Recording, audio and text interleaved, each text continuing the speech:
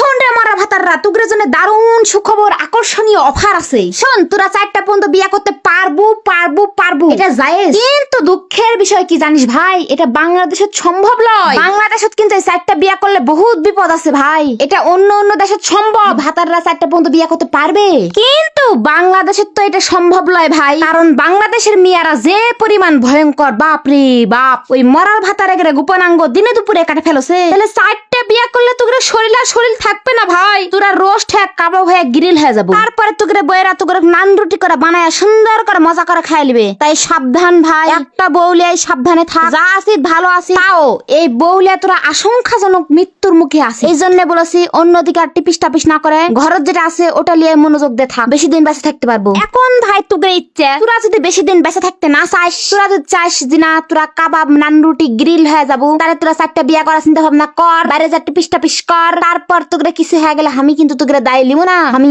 এই ভাতার অধিদপ্তর থেকে তোদের বলে দিন, তোরা ভালো থাকতে চাইলে একটা বউলিয়া সুখে থাক, বউ খুশি করার চেষ্টা কর। এটাই তোদের জন্য ভাতার অধিদপ্তর থেকে শেষ সতর্কীকরণ বার্তা।